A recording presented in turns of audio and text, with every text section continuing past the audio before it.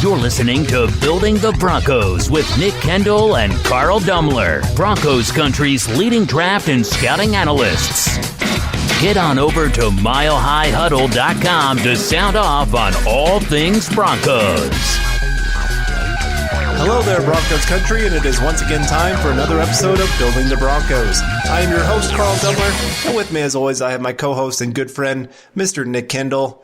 Nick, I wanted to start off with something not football related, just because we talked about this a couple weeks ago, and just get your thoughts on it. Did you see the punishment that came down for the Houston Astros today? Yes, I did. I saw that they suspended the head coach and the general manager for one season, $5 million or I guess not cap, but $5 million fine, and also losing some draft picks. But I also saw that the Houston owner just fired the general manager and the head coach as well. Right. Well, I mean, that's expected. Yeah. How can you operate? Yeah, exactly. But they had to forfeit first and second round draft picks for 2020 and 2021. So, part of me, the reason I want to bring this up is just because the NFL, it's kind of like, here's the standard now. You catch a team that's cheating. This is what the MLB has laid down. I'd be interested to see if the NFL would be willing to respond with that kind of harsh punishment. I don't think they would. But, no, yeah, I agree. I mean, but it's still like, if you really want to make a statement, this is what you do. Yeah, you and don't also do to be fair, the first and second round pick in the baseball draft is much different than a first and second in the NFL draft. It is. But I mean, even if you say took a first in 2020 and a second in 2021, that would still be pretty big for an NFL team kind of thing. I mean, you could make it fit more of what the NFL is, but just the idea of suspending the manager, which would be the coach, general manager, all those kind of things, it just, I don't know, just thinking about that with obviously pretty much no punishment coming down to the Patriots for their Videogate number 2, 3, 4. I don't know which number we're on yet anymore for them, but no, just I found that interesting for baseball. And of course, for us, we've been talking a little baseball lately just because as Cardinal fans, we have a little bit of interest in a certain Rockies player. And I know some Rockies fans probably listening to this are like, oh no, don't talk about that. So I'm sorry, but he is a great player. So if he came to the Cardinals, obviously that would be a huge thing for us. But anyway, football wise, we got a lot to talk about. A lot has gone down for the Broncos. Who would have thought that during the Chiefs Texans game, some of the biggest news for the Broncos would come out? And so we're going to be talking about the new offensive coordinator for the Broncos, Pat Shurmur. We're also going to be looking at the draft picks for the Broncos and how did they really line up in 2019 and maybe what to expect a little bit in 2020.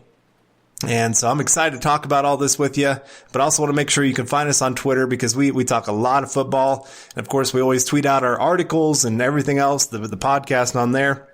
So you can find me at Carl Dumler MHH. And Nick at Nick Kendell MHH. And you can follow the podcast Twitter account at BTB Football Pod. And make sure you subscribe to our show and leave us a rating as we value your input. You can find the show on iTunes, Stitcher, and even that of YouTube. Also, make sure you head on over to milehighhuddle.com, a new affiliate of the Maven Coalition and Sports Illustrated. This podcast is powered by Overtime Media. This is the Overtime Podcast Network.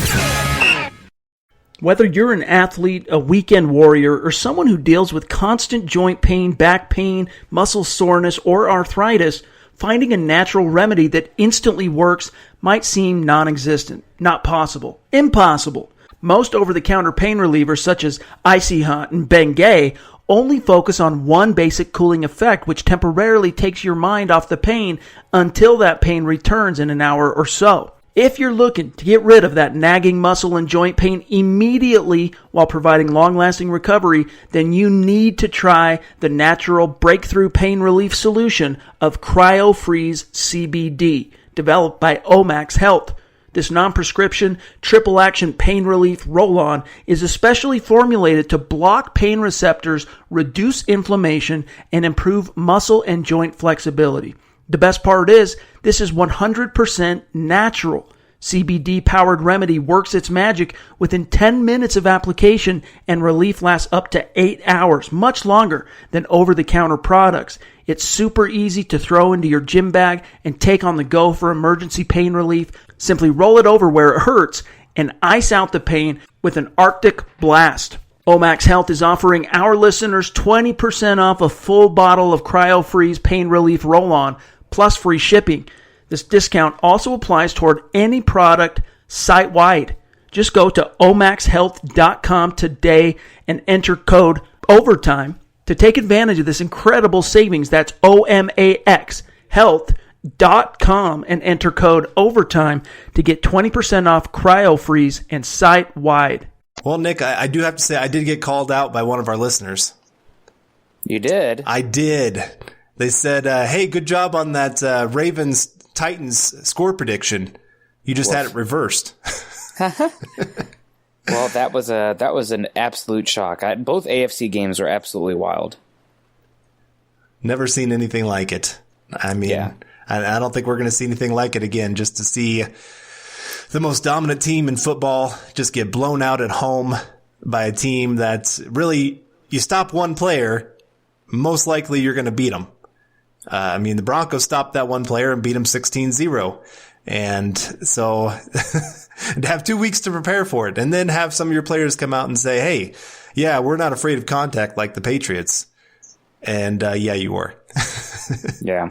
And shout out to their offensive line. I mean, the Titans offensive line, a lot of people talk about Derrick Henry, but he's got some, airplane runways to run through sometimes. Roger Saffold, Ben Jones, Nate Davis, Jack Conklin, Taylor Lewan. I mean, that offensive line is playing as well as any in football right now, and pair that with Henry and a quarterback with some athleticism, A.J. Brown making plays, and a good defense. I mean, that's going to win you some games. So I'm really, really excited to watch the AFC Championship game next week. I'll probably still take the Chiefs because, I mean, God, what was it, 8 touchdown drives in a row or something after being 7? Yeah, 7.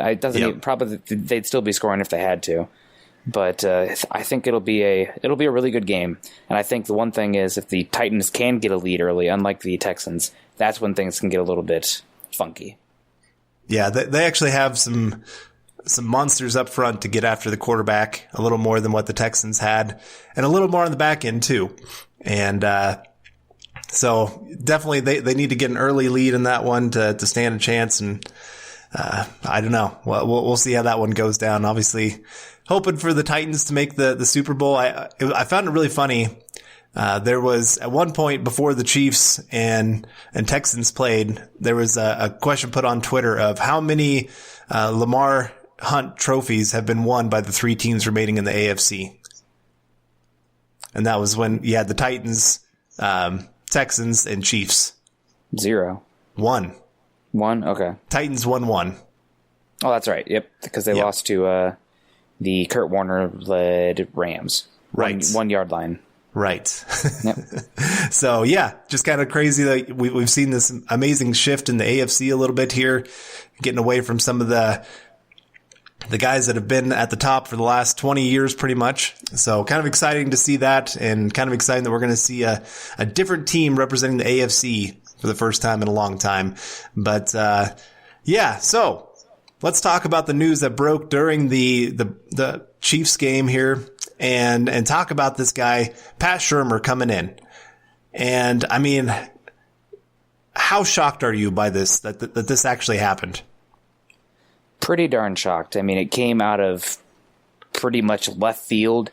You had guys like who are pretty well on the beat. I mean, Kliss, Albright, Tony Rank, et cetera, and all these guys did not see it coming either. So I think it was as much about opportunity as it was anything else, and Vic Fangio being further emboldened, empowered, and getting his guy as opposed to being paired with a guy that Elway chose. So very shocking. Just, I mean, when it happened, I had to make sure I read it right a few times because it just didn't make sense.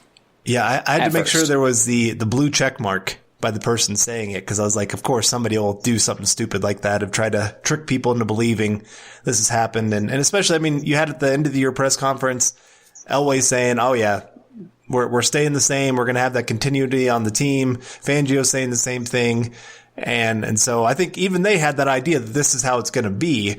But as the NFL goes, I mean, all it takes is one thing, one domino falling, and everything starts to go into place in a different direction than what you thought. And so that's how we've gotten here to Pat Shurmur. And like you said, this is Fangio's guy.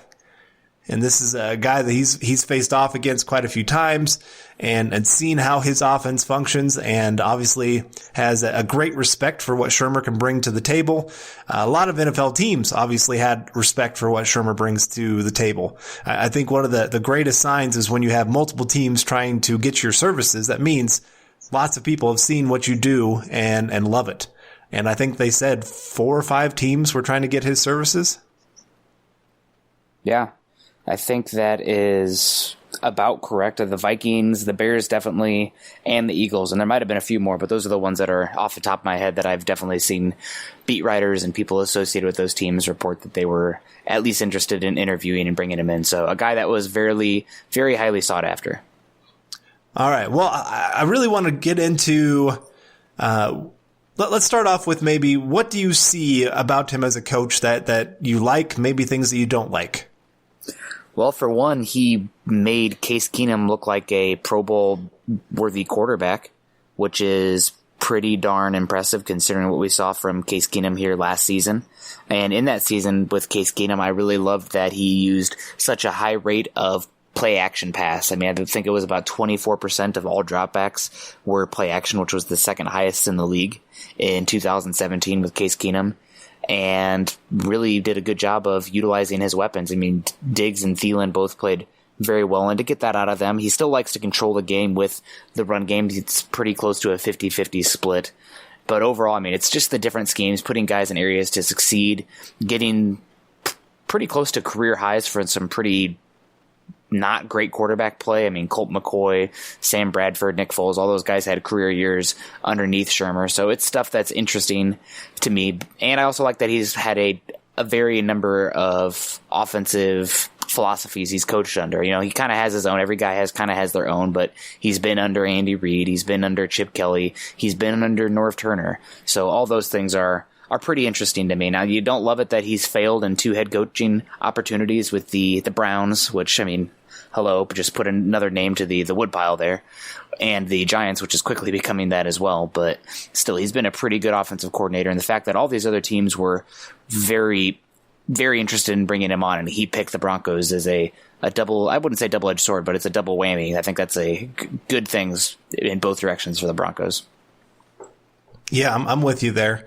And like I said, he's been under lots and lots of guys, mixed up what he does. I mean, you talk about Sam Bradford. And I had somebody point this out. They said, well, you look at the list of quarterbacks he's worked with. It's not like this who's who of quarterbacks. But it's not about whether he turned them into all-star quarterbacks or anything like that, because a lot of them were free agents brought in kind of thing. It's more looking at how did he do with them compared to any other coach that they worked with. And when you can get a Pro Bowl season out of like a Case Keenum, if you can have Sam Bradford have one of the highest completion percentages of any quarterback in NFL history, you know, those are the things that you begin to look at. Nick Foles throwing 27 touchdowns to 2 interceptions. I mean, I knew back then still that Nick Foles was a little bit of a fool's gold, you know, kind of thing. His numbers never quite lined up with the talent. But again, that kind of shows the coaching was helping coach him to a higher level than probably what he should have been playing at. And that's what you're looking for out of a coach. And it makes sense for a rookie quarterback like Drew Lock to have a veteran coach that's worked with a very wide range of quarterbacks and even worked with another rookie quarterback this past year and got quite a bit out of Daniel Jones that you and I both agreed we didn't think would be that great for the NFL. Yeah, I didn't like him in comparison to some of these other quarterbacks, and he played decently this last year. We don't want to go too far down the rabbit hole, right? But I think he did a good job to maximize him, considering, I mean, who was their wide receiver one there? That Golden Tate was injured, good player, but probably more of a 2. Darius Slayton really came on, and Evan Ingram, obviously Barkley dinged up too. Really, the issues on the Giants, though, this is definitely me being biased, but I probably would put him more on Shurmur than anything else. or not Shurmur, excuse me, Gettleman. Gettleman is the, you hear him like, talk what? about no. Excuse me. I was thinking not Shurmur, more on Gettleman. But, it'll be interesting. Yeah, I'm with you. I'm not going to sit here and say Shurmur's the best offensive coordinator in football. I mean, I don't think he's quite to that kind of level, but considering what was out there, considering what the Broncos showed this past year, and I know Scangarello had his moments of growth, and he was starting to show some promise and some great growth, especially with Drew Lock in the lineup. But it's still, when you can get this kind of upgrade, it's worth taking a chance. And it fits more of like when he does his spread system compared to Scangarello, wants to keep things tight. And we're going to talk about that a little bit here of just what he brings to the table on some of that.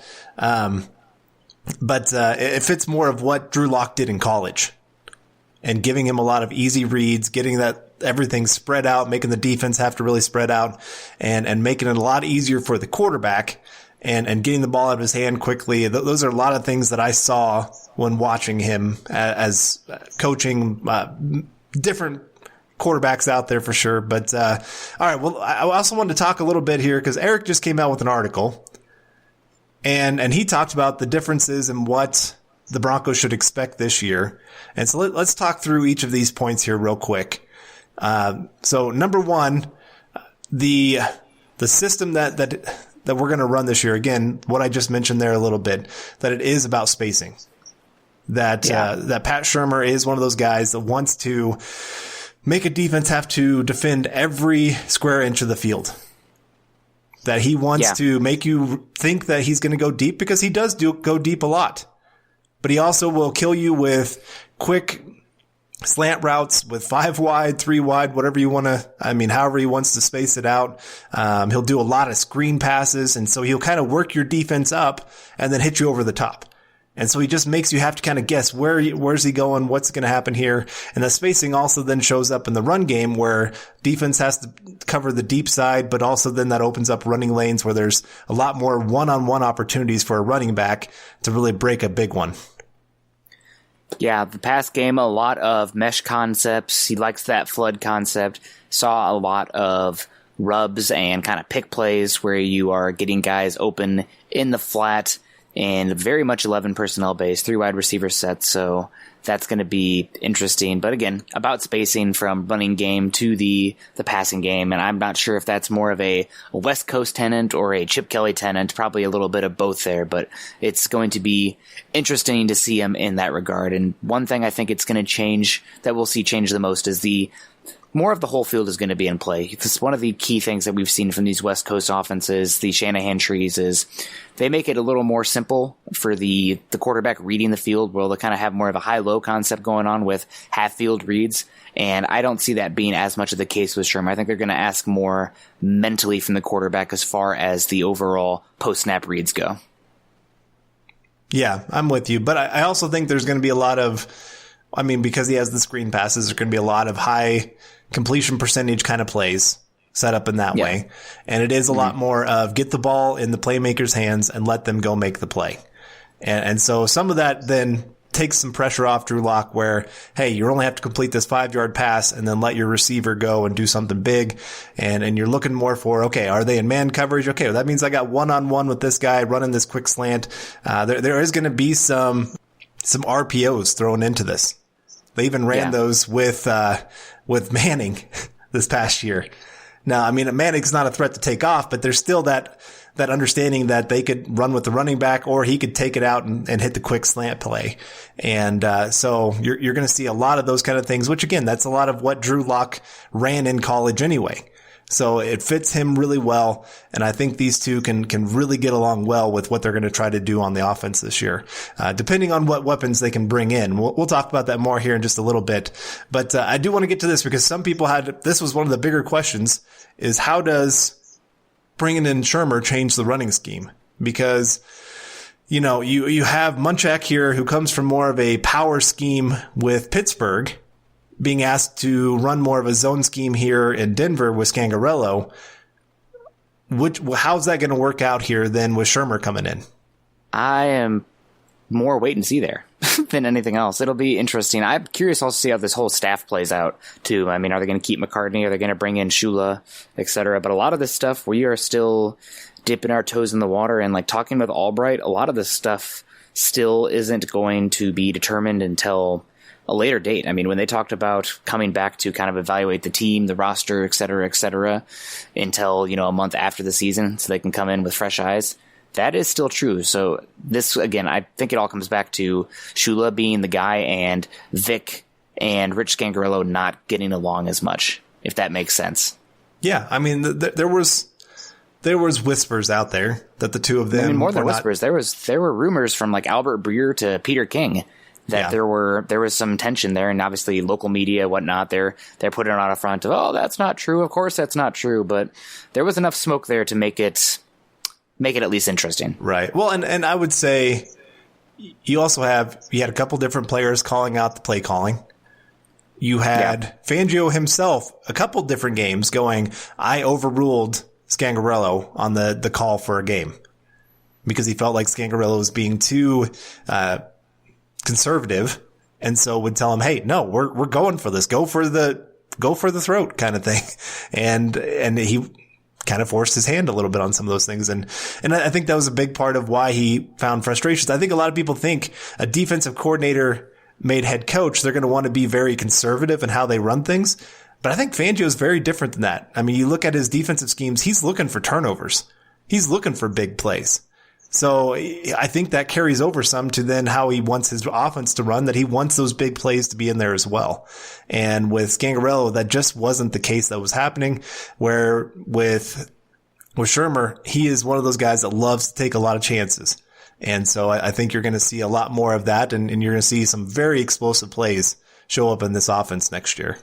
I agree, although a lot of it is still less vertical West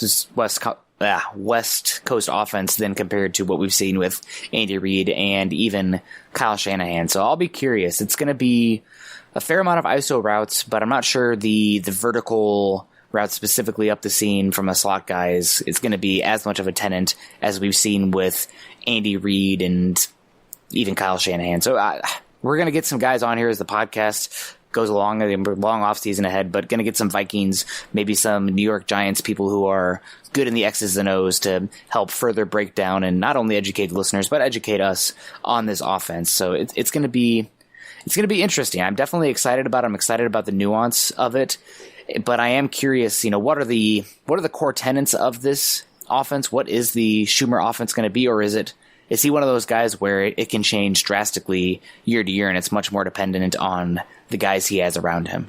Because, I mean, the Andy Reid tree, obviously the Norv Turner tree, the Chip Kelly tree, those are all very different offenses, and he takes a little bit of all of them. And then when you have Eli Manning to Daniel Jones, totally different kind of offense. You take a running back 2 overall, and you feel like you have to use that guy. That kind of changes how you have to run the offense. So, I don't know. It's going to be really interesting. I've been trying to pick up what it is. It's just not this entrenched Kyle Shanahan offense where it's much easier to have an understanding of what it's supposed to look like. Right. Well, you can trace back obviously to his dad clear back in the 90s and still see some of those similar concepts that they ran back then. So, this one's a little bit more fluid than what you've seen in the past for the Broncos. But, that kind of brings us then to the third point here. And this is the one I think a lot of people kind of freaked out about, because I think they saw the headline a little bit and they didn't read what exactly Eric meant by this. But he said tight end and fullback will lose value. Now, a lot of people are going, oh my gosh, we just spent a first round pick on a tight end. Now you're telling me we're bringing in somebody that doesn't value tight end? No, that's not the case. That's not what Eric was trying to get across at all. Really what he's trying to say is tight end 2 and fullback lose value. In the sense that Fant will still be a big part of this offense. Evan Ingram was a big part of what the Giants were trying to do on offense. Everywhere he's gone, Zach Ertz was a big part of what he did in Philly. Kyle Rudolph in Minnesota. They all were very, very valuable. Tight end 1 is very valuable in the system, especially when you got an athletic tight end that can get all over the field. That will be used. So Noah Fant is still not a bad draft pick just because Shurmur's coming in. I want to make sure that is clear here. But you are looking at we've talked about it on the podcast, even just, I think it was last week, talking about Hireman. Does this kind of maybe lead to the Hireman being gone?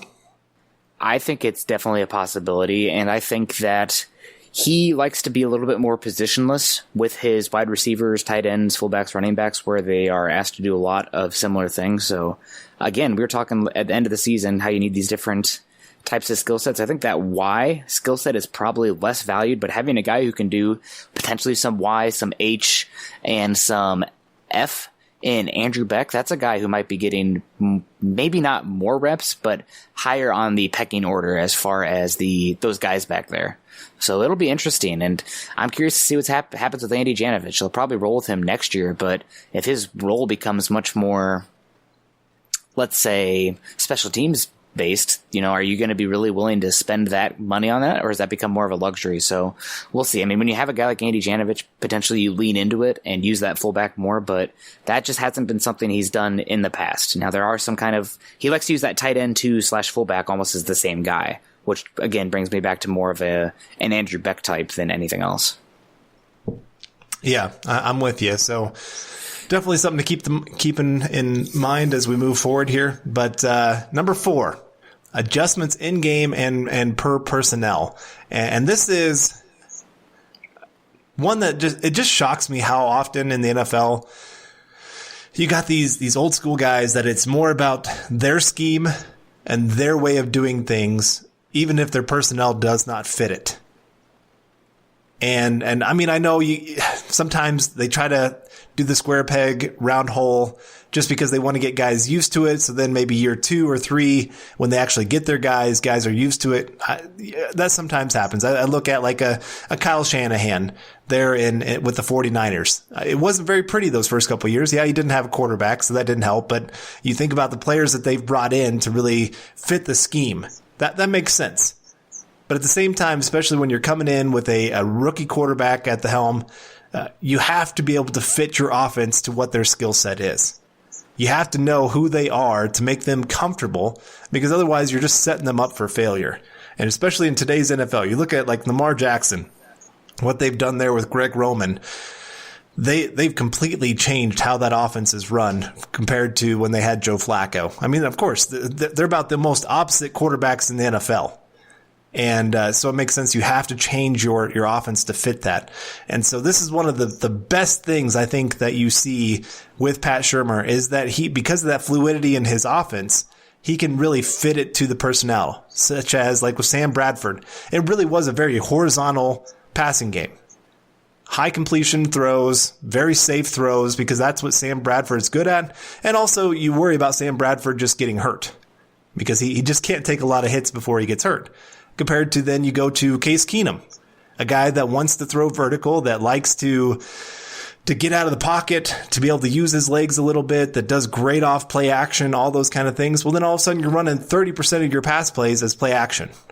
And boom, he's highly successful. You got wide receivers that love to go deep and win in those 50-50 battles. That's great. And then you see what happens when Case Keenum comes to the Broncos and isn't in that kind of system. Obviously, it led to a lot of failure. So I think this is one of the biggest things that has me excited about a Pat Shurmur coming here to Denver. And the biggest thing for me, again, is it's Vic Fangio getting the guy that Vic Fangio wants. And, what are the type of offense we're going to see? The run scheme should stay relatively the same. Honestly, I thought they used more gap and ISO this season than you would think for a Kyle Shanahan West Coast offense. And I'm not sure if that has more to do with the personnel, whether that be the running backs not being great in the zone or the blockers being great in the zone. But some people, we've seen Shurmur do a little bit of both, but he prefers the outside zone, inside zone. That means the Broncos will probably have to continue that transition.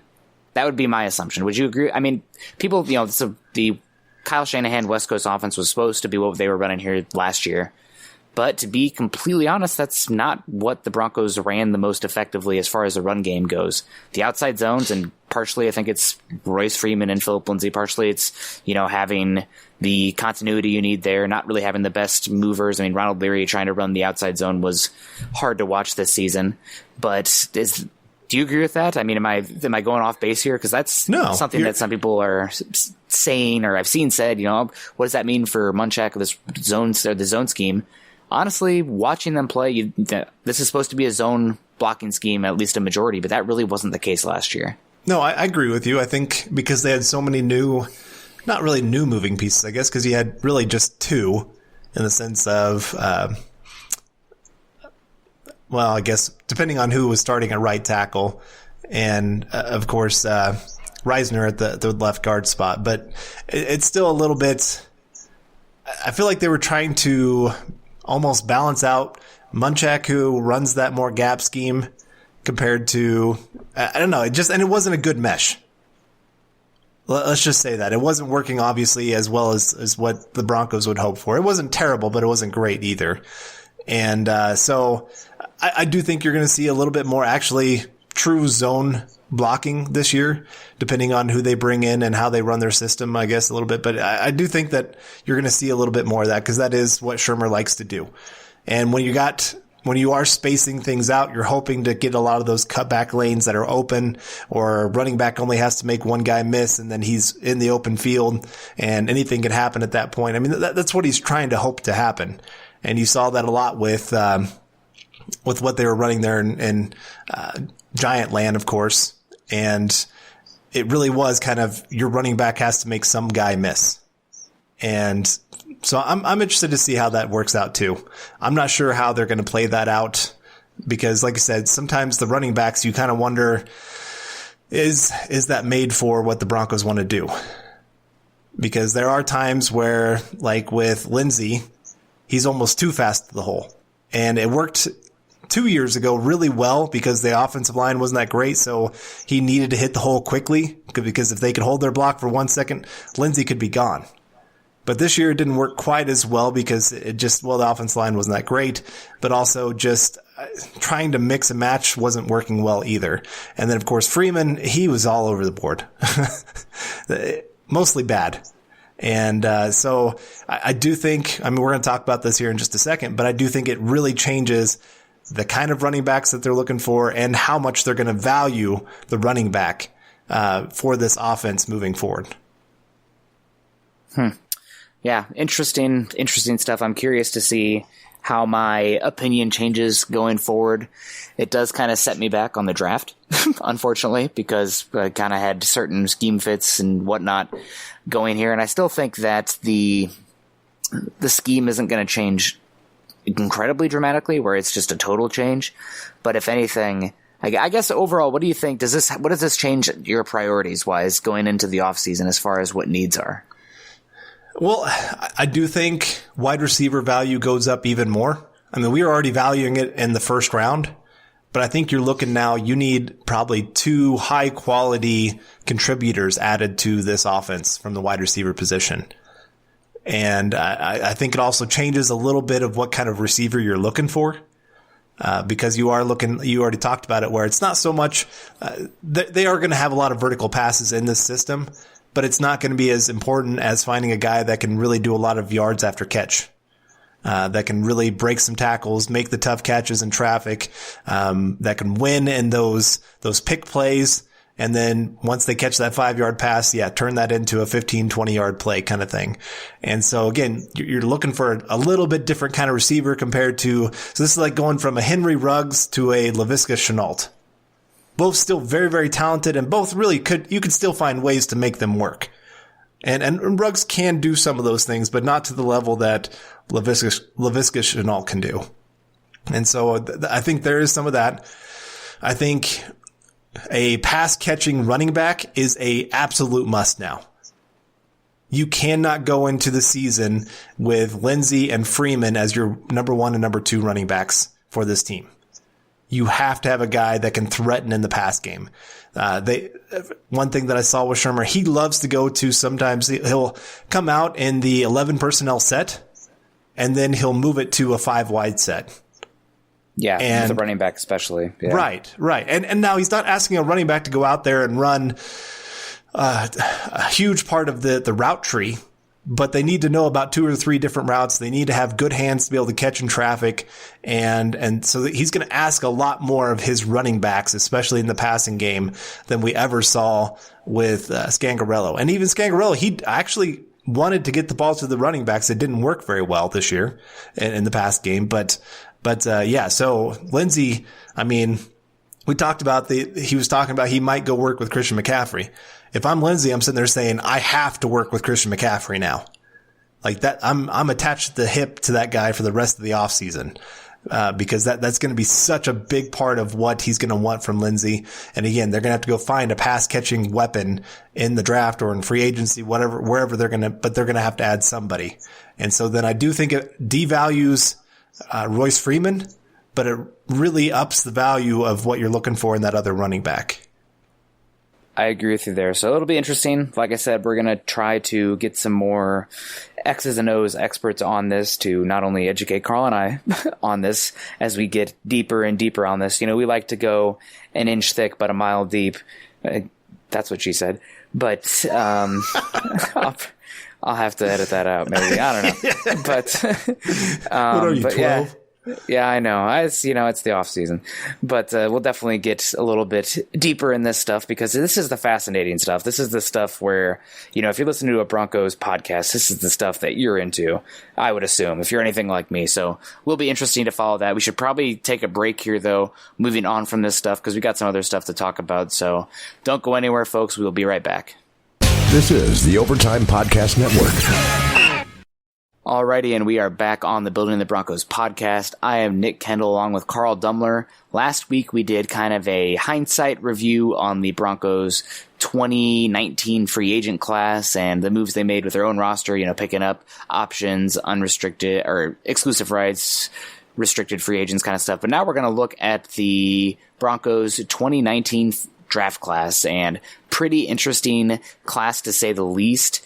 Probably has a chance to be one of the better classes under John Elway and one that paired with the top of the 2018 class. 2018, I think the farther we get away from it, the more it's going to be, that was a really good class and a culture-changing class, but, the third-round picks to the fourth-round picks you're getting of Royce Freeman, Isaac Yiadom, Deshaun Hamilton, and Josie Jewell looking a little less promising the further we get from them. But again, culture changing. I think this one, though, obviously, again, said it on here 3,000 times. It'll come down to that pick that they took, their third pick actually in the draft, pick number 42 overall, I believe it was. But we'll get to that first, or we'll get to that later. But first, we probably should talk about the Broncos' first pick, Noah Fant. Yeah, this is, obviously, first round pick. You have to have a player that's going to make an impact on your team pretty early on. And a lot of people were kind of shocked that the Broncos decided to go tight end. A lot of people thought they should stay in place and take Devin Bush. People have been trying to harp on the Broncos finding that overall linebacker. And we've seen Fangio obviously take a linebacker early in the draft when he was in Chicago. But here in Denver, Broncos ended up trading back with Pittsburgh. And they sent the 10th overall pick to them, got the 20th overall pick, the Steelers' second round pick in 2019, which was the 52nd overall pick, and then a 2020 third round pick this year that will be the 83rd overall pick. So kind of keep that in mind of who the Broncos were able to pick up, where it is kind of they got Noah Fant. That 52nd overall pick was the one that they used to help trade up to get Drew Lock. And we'll find out this year what they do with that 2020 third round pick. And so they ended up pretty much getting 3 players for the price of 1. And a good chance the Broncos, this could be the core of their offense moving forward of what they've been able to use these picks for. But Noah Fant just this last year, 40 receptions, 562 yards, and 3 touchdowns. And I'm really, if you're looking at tight end, I know it seems kind of pedestrian numbers, but that actually was 13th best in the NFL for yards among all tight ends this season. That's not just rookie tight ends. That's all tight ends. That's 13th. So you obviously have your top tight ends like a Kelsey or a Kittle that are going to be your 1,000-yard receivers, but there's not that many tight ends out there going for 1,000 yards or more.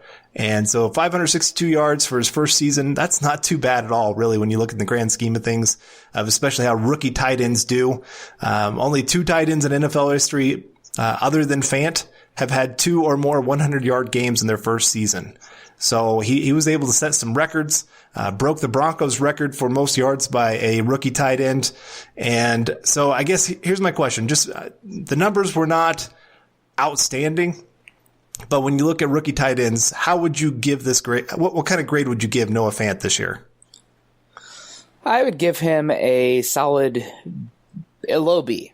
Solid B. I think that he improved, especially his blocking, as the season went on, and once they stopped making him be more of an inline, he was doing a better job targeting guys on the second level, hitting a moving target, and the explosiveness from the pass game from the tight end, while it wasn't consistent, I didn't expect it to be consistent. So against what my expectations were coming into the season, I'd give him a solid B. You want to see him be more involved in the pass game, be a more high volume contributor, but again, you're not always going to get that from the guy, and I think he's going to be more of an explosive guy rather than the Zach Ertz pelted with target after target. So overall, a B. Needs to get better, but I thought he bounced back pretty well. That Chiefs game at Denver was a low, and I thought he turned that around pretty well.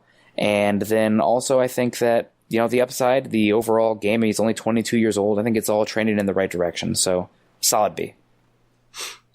It's hard to disagree with that. I mean, like I said, it wasn't perfect.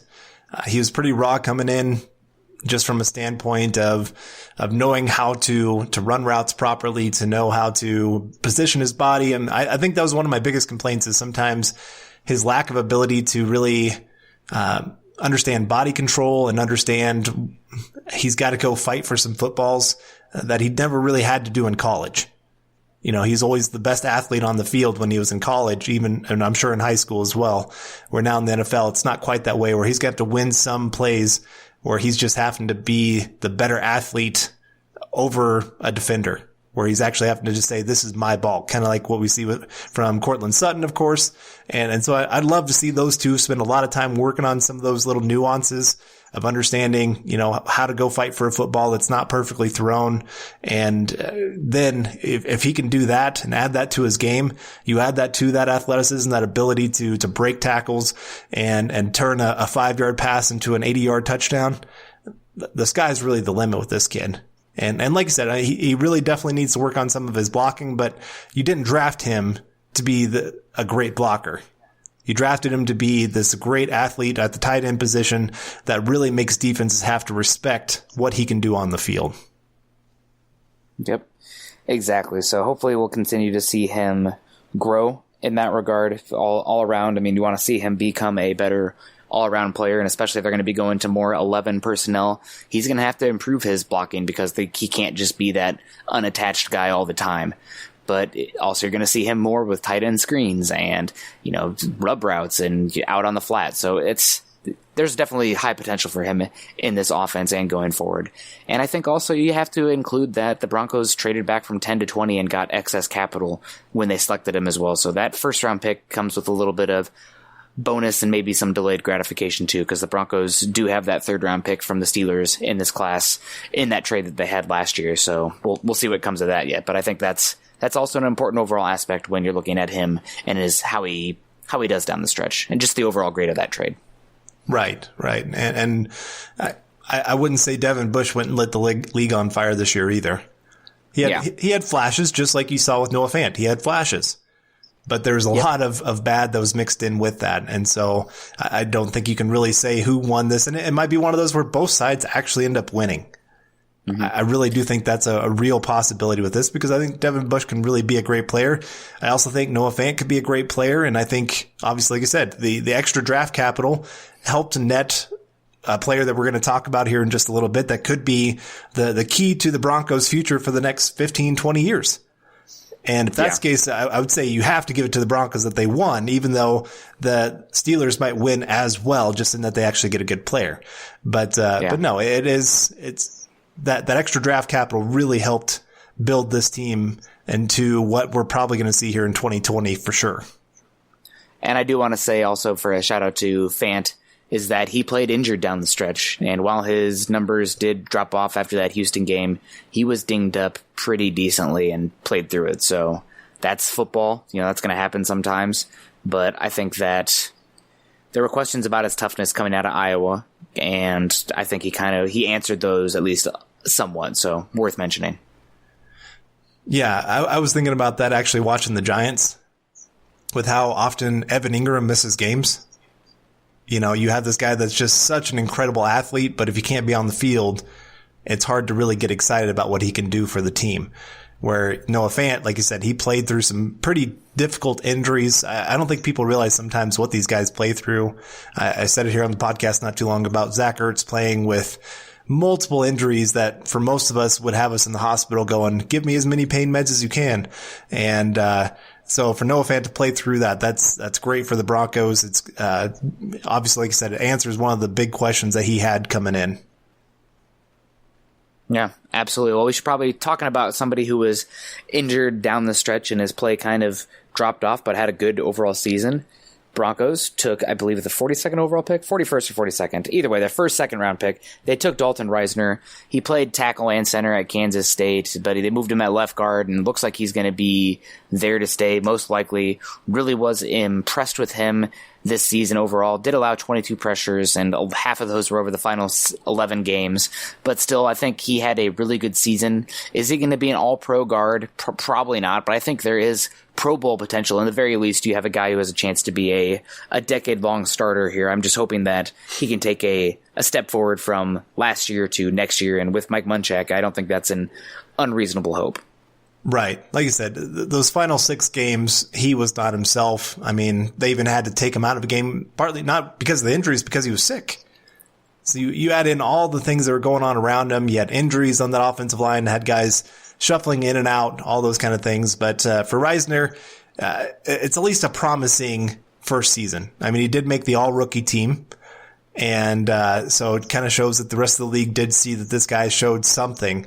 But he definitely needs to improve. I mean, it wasn't perfect. I think about that first Chiefs game where he wasn't dinged up and he was getting beat. I mean, he was going against Chris Jones. So I guess maybe we should keep that in perspective, that he's going against one of the best defensive linemen in football. And I would guess that he's going to learn from that kind of experience and be prepared more for later games when maybe he'll be going against Chris Jones again. We'll see what the Chiefs do with him. Hopefully maybe he's only going against him in practices. Wouldn't that be great?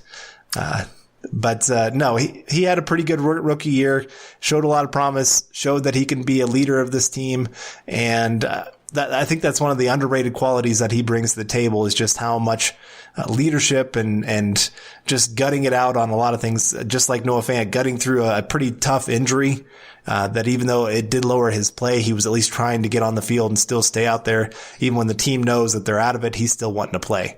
And the fact that he is a hometown kid, that Denver's his favorite team, I mean, just adds to the whole story that this guy, it's just great to see him really working out, and nice to know we're not looking already at his replacement, trying to say, okay, well, he had such a bad rookie year. Do we need to find somebody for him? No, we can know that left guard spot, that is set unless they decide to move him. I mean, you and I've talked about it a little bit, that it wouldn't surprise us to see him move to center depending on who they draft. That could be a real possibility, because he did play center there at K-State and played pretty darn well at the position. And I think he'd do pretty darn well at the position in the NFL. But beyond that, he's going to be a starter. We just don't know exactly where yet. Yeah, I think best bet he stays at left guard. Maybe you see him move to right guard or center, but probably left guard. It's just nice to have that option on the table if it comes down to it. So we'll see. But we should probably take another break here to get to the rest of this class. Don't go anywhere. We'll be right back. This is the Overtime Podcast Network. Alrighty, and we are back on Building the Broncos. I'm Nick Kendell along with Carl Dumler. We are recapping the 2019 draft class from, I guess we spent a good amount of time on Shurmur to start this, so not the deepest, but interesting to look at it going back. And now it's Drew Lock from Missouri, second-round pick for the Broncos. They traded back up with the Cincinnati Bengals to secure Drew Lock. And I guess the question, I will lead it off to you, gun to your head, Carl. How would you rank, I guess, what would be your top 4 rookie quarterbacks from last year's class, with hindsight? I would say Kyler Murray, number 1. I would then probably go Drew Lock, number 2. Of guys that showed the most promise. Maybe not always the best stats, but I would say the most promise. And then I would go, oh man, I guess Jones 3. Okay. And then, why is his name spacing me from Washington? Dwayne Haskins. Well, Haskins, yeah. I would have him go number 4. I might take Minshew over Haskins. Yeah, I guess Maybe. I forgot about Minshew.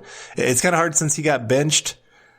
But they brought him right back in, and he was better than Foles. Right. So I guess you could say, yeah, I guess I would put Minshew there at number 4. So those are the 5. But I agree with you. I think Murray, he had some absurd throws last year. I think you got to put him number 1.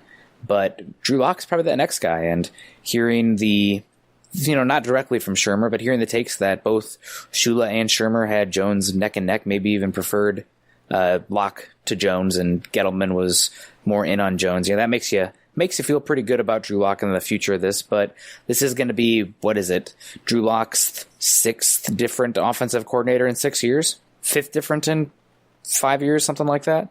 Yeah. Over and over again. So maybe Drew Lock's an offensive coordinator killer.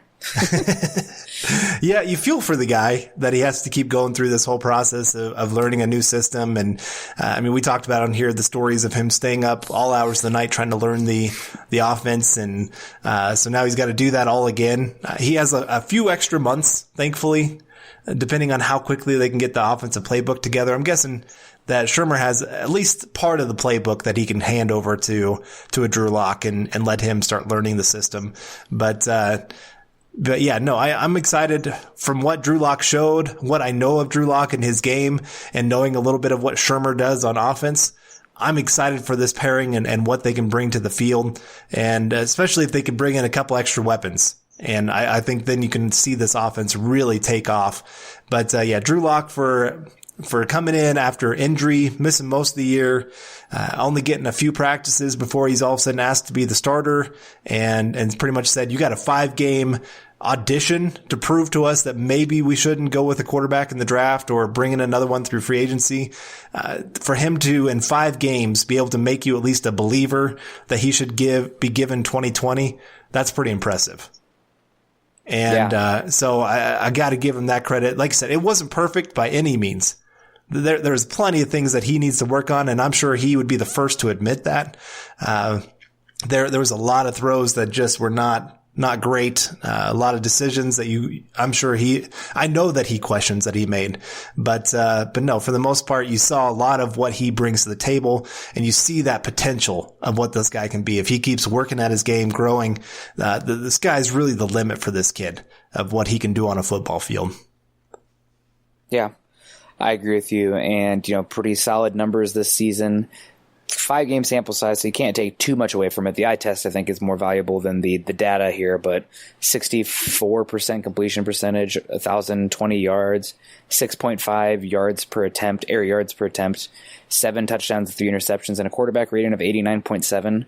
Now, that was against some pretty porous secondaries. The Texans, Lions, and Raiders, their back sevens were, let's call it as it is, really, really bad against the pass this year, but that was against a meshwork offensive line there at the end of the season, and a dinged-up Fant, and Cortland Sutton starting to get blanketed because the Broncos wide receivers 2, 3, 4 were not keeping anybody awake at night. So I thought he did really well. But again, and we'll have a chance to go back and really dig in on his tape again. I'm sure that's going to be something we'll have a chance to do. It's going to be a long off season. It always is. But he's done enough to at least warrant being the guy for 2020 and rolling with him next year. Now, beyond that, I'm not ready to say. What if he falls off completely and the Broncos are picking, 1, 2, or 3 next year and have a chance at a quarterback? Is that going to happen? Probably not. But I think if you are in that situation, it's because Drew Lock probably sucked a lot. So I can't say that's not going to happen because it's on the table for now. But I think definitely done enough to be the guy for next year, and I'm excited about the possibilities. Yeah, it surprised me how many people still think he's not going to be the starter in 2020.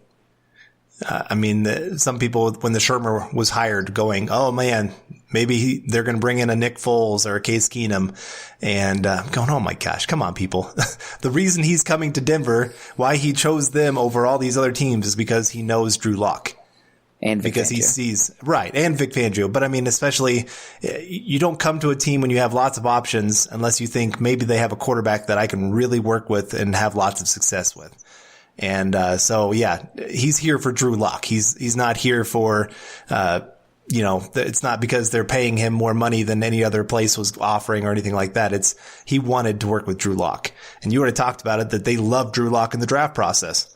Yes, they ended up going with Jones, but that doesn't mean that they didn't love Lock too. Yeah.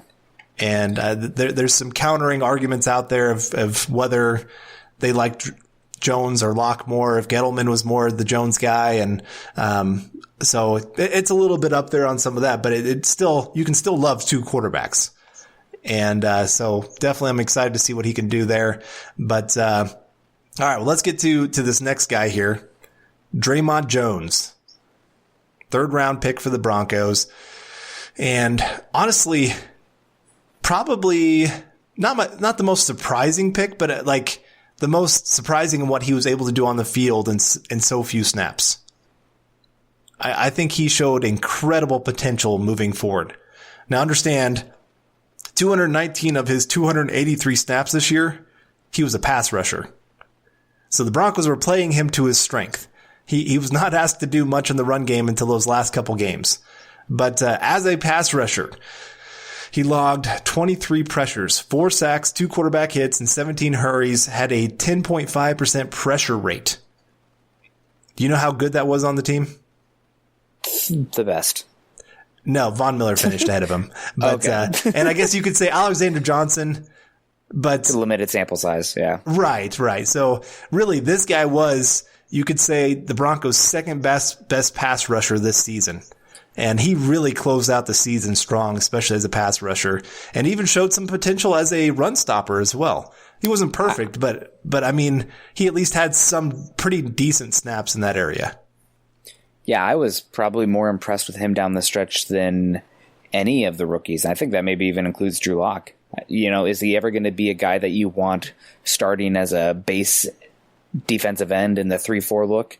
The actual 3-4 instead of the 4-2-5 or whatever the nickel packages.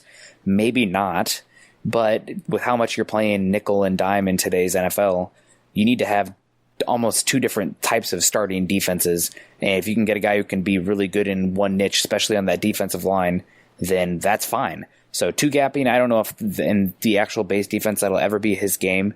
Wayne, what was he at the combine? Like 281, 285? Especially because he's more, I would say, finesse than power with his hands. But he's been able to get after the quarterback. He's been able to get pressure. And watching the games this weekend, one thing that was abundantly clear is that if you cannot generate pressure without having to blitz, you're going to have a hard time winning these playoff games. So really excited to see what he brings next year. I'm not sure if I feel comfortable listing him as one of the main starters at defensive end. That's more semantics than anything else. But he's a guy who's, I think, can take a even bigger step forward next year. He's also, I think he's only 22 years old, was one of the younger players in this draft class for the Broncos. So sky's the limit. And I think he's a guy who was not as hyped on when they drafted him. I wanted Terry McLaurin there, which Terry McLaurin looks really good. So maybe I wasn't wrong there, but typically it takes defensive linemen, like tight ends, 2 or 3 years before you really kind of figure out what you got there. But he flashed a lot down the stretch, so I'm really excited to see what he can do. Biggest thing is how niche is his technical alignment. Can he play that 5 technique, 4 technique, or is he going to be more of a 3 technique / maybe sometimes 1, depending on where you're shading him and who the 3 technique is. If you have a guy who's a little bit bigger there that can eat up a double team, but really impressed with him. Thought he played really well down the stretch, and I'm excited about him being one of the top, 5 defensive linemen for this team going forward and getting his own role. He's kind of the anti-Mike Purcell. When Mike Purcell goes off the field, odds are Draymond Jones is coming on the field. And I just wanted to add to something you said there of, if you can't get after the quarterback like you've seen here in the playoffs, but it's also if you can't get after the quarterback on the interior, especially against these athletic guys. Because watching that Chiefs-Texans game, it was so frustrating to see the Texans' edges. They would win, but because they had to take such a large arc, Mahomes always had room to escape to the side. Like you just step up in the pocket, step out to the right. Easy play for him. I mean, and they kept doing that over and over again because that middle couldn't get any kind of push to keep Mahomes from being able to step up. And so when you have a guy like Draymond Jones that can actually get pressure on the interior, that is just so huge. You look at the 49ers, what they have. It is amazing what they can do on the field from the interior defensive line and just really disrupt quarterbacks. All quarterbacks, it doesn't matter if you're a running quarterback, pocket quarterback, whatever it may be, interior pressure disrupts your game. It's the one thing that really can destroy any quarterback out there. And so, yeah, having a guy like Draymond Jones that you can bring in that has that kind of niche role, it's great to have. And, he is what they were hoping DeMarcus Walker would be. Mm-hmm. He's already showing that he is that. DeMarcus Walker has had flashes every once in a while, but you're hoping by this time it's not flashes, that it's consistent. Draymond Jones, especially down the stretch, yeah, he was so consistent at being able to get after the quarterback, make plays in the backfield in both the pass and the run game. Again, this is probably one of my favorite picks that I don't think is getting talked about enough for the Broncos this year.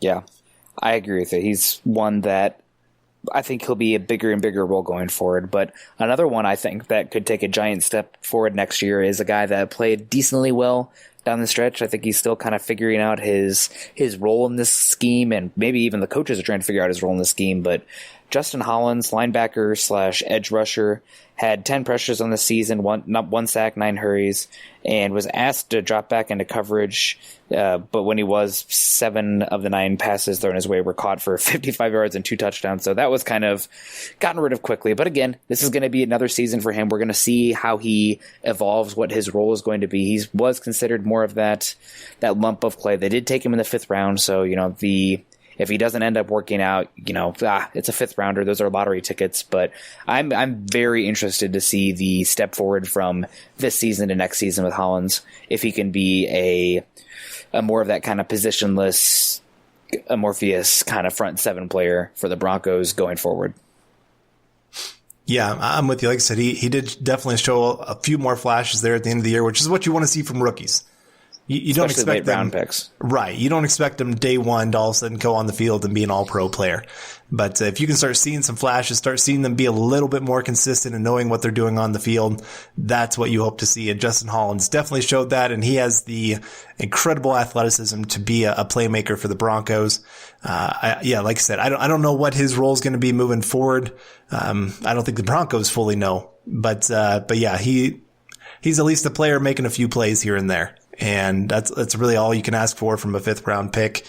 And then we get to the one player that really did not contribute this year, Juwan Winfrey, wide receiver from Colorado. And since, he didn't have any snaps this year. I guess here's my question then. Is he a better fit for what the Broncos will do with Shurmur compared to Scangarello?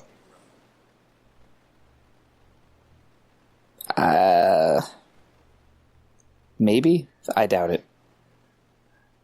Is he going to be more of that back of the wide receiver room that pretty much only sees the field if there's a few injuries and maybe some special teams? I'll be honest, I think he's probably going to be more of a practice squad caliber guy if this wide receiver room is going to look like what I hope it looks like. Considering the issues the Broncos had at wide receiver this year and all the rookie wide receivers that stepped up in roles across the league, and how much that bottom of the depth chart wide receiver guy has to be able to contribute in special teams, I think it's closer to a coin toss on whether or not Winfrey makes the 53 next year than projecting him to be any sort of contributor for this team. Okay. I don't disagree. Even in college, he was more living on potential than he ever did on production on the field. Yeah. And so then when you're still having that same conversation when he gets to the NFL, still dealing with injuries, all those kind of things, you have to start questioning, like, this is obviously becoming a trend. So we'll see. You never know. Sometimes guys just start getting it. Obviously, like Courtland Sutton took a giant leap in year 2, but he also, he was a second round pick. Time. Right. We'll see what he can do. But I did want to talk about one final player here, Malik Reed, as an undrafted player. Anything you can get from an undrafted player, especially beyond special teams, you have to count that as an A. And for Malik Reed, it wasn't a great season, I would say. And you saw his role begin to diminish as the season went on and other guys started stepping up. but he still had 20 total pressures, 3 sacks, 3 hits, 14 hurries. And I will say, actually, what really surprised me about his game was how much better in the run game that he was than I thought he would be. Yeah, that was the biggest surprise for me, too. For being such a small guy, he actually did pretty well of holding his position on the edge. And so he definitely has a role with this team moving forward. I don't know, because other guys have stepped up, like a Justin Hollins, maybe they bring back Atachu. Maybe it pushes him down a little bit, but he still has a position on this team moving forward. Yeah. I agree with you. We'll see there. I don't want to jump in on him anything. I can't even remember the name of it, but who was that undrafted edge rusher that a year ago some people thought, hey, he might be something next year? He was from Auburn, and then he didn't make it out of, he was one of the first people cut. Oh, what was his name? Yeah, everybody had questions of his work ethic, and then that showed up in the NFL. He had a lot of sacks in the SEC. Yeah. He might have even been SEC Defensive Player of the Year. Jeff Holland. Yes, there you go. Jeff Holland. So I just worried if Malik Reed has enough juice to be a guy, or is he going to be Jeff Holland? Yeah, I guess I would say just because I feel like he has a better work ethic, that he'll at least be able to find himself a role in the NFL, where Jeff Holland, he has been living on his athleticism pretty much his entire career. And there's just some guys out there. That's what they do. I know. I just talked to somebody about this with Garrett Bowles, that it seems like he's finally figuring out that he can't just be the best athlete on the field. All of his life, he's just been that bigger, stronger, faster guy than everybody else around him. And in the NFL, I mean, you would hope that would hit early and often, that, hey, you got to do something. But some guys, I mean, all of us have those times where we're just prideful and think, hey, I can do this on my own. I don't need any help. And so he finally seems like he's figuring it out. I just hope it is with the Broncos, maybe compared to him moving on and all of a sudden become a decent player for some other team. If he doesn't figure it out with Mike Munchak, he will not figure it out. I think that's more consensus, but we'll see. But overall, I guess, how would you grade this Broncos draft class? We're only 1 year out, so, it's not the best grade, but we see people give grades. I mean, heck, we'll give grades immediately after a pick. So right. You have to grade these things with, immediately 1 year after, and then 3 years after, and then maybe 5 years down the road, kind of just really getting a scope of it. So overall, your thoughts on this class? Well, honestly, I got to give it an A. An A. You've got 3 starters for next season: Drew Lock, Dalton Risner, Noah Fant. You've got Draymond Jones filling one of the more difficult roles to find of that interior pass rusher. And Justin Hollins figuring out a few things, but I mean, for the most part, it really does come down to those first 3. And Draymond Jones, I guess I should add him to the list, but really the fact that you found your quarterback for 2020, that we're not having to ask questions about, that is huge. That part right there alone almost gives it an A. And then you add in that you've got your offensive guard, left guard starter for probably the next 10 years, most likely. Unless the position gets out of control on draft or on contract wise.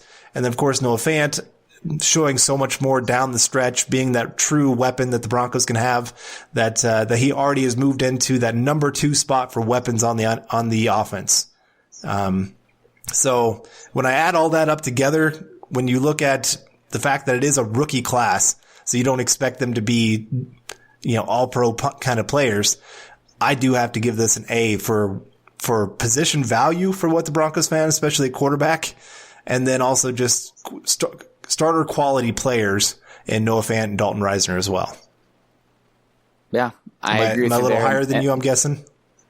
I would probably give them a solid B right now, B+, just because, you're not getting the exceptional return like you're seeing from, let's say, the Tennessee Titans, who have A.J. Brown and Jeffrey Simmons both being and Amani Hooker being huge contributors in their playoff game. Those guys that class might be the thing that pushes them over the top, along with Ryan Tannehill. So it's really, I can't really say they're an A right now, but B+, I think that's fair, especially considering you moved down, you still got a difference maker on the offense, and you added capital not only last season to go up and get Drew Lock then, but also you have a 3rd round pick in this class. And again, I think that matters. Negotiating and moving around the draft, that can kind of change the overall perception, because it's all a value game in the end.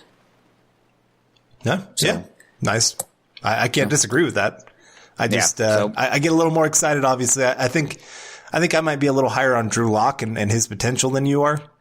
I think you're still trying to hold back some of those, like, and I understand that you don't want to get too far ahead of yourself. That's more of your analytical way of life compared to I'm the eternal optimist. Yeah, I prove it to me. That's kind of just where I'm at in all things in life. So that's going to wrap up today's episode of Building the Broncos, powered by Overtime Media. You can find Carl on Twitter at Carl Dumler MHH and myself at Nick Kendell MHH. Make sure you head on over to Mile High Huddle, an affiliate of the Maven Coalition and Sports Illustrated. Go on over to iTunes and leave us a 5-star rating and a comment, as your support can help us continue to bring you our Denver Bronco deep dives. You can follow the Building the Broncos podcast and all our other great audio content by subscribing to the Huddle Up podcast wherever you listen to your shows. You can follow us on Twitter at Mile High Huddle and at BTB Football Pod. For Carl, I'm Nick, wrapping up another episode of the Building the Broncos podcast. We hope you guys enjoyed it, and we will see you soon. Go Broncos. You've been listening to Building the Broncos. Join Broncos Country's deep divers at milehighhuddle.com to keep the conversation going.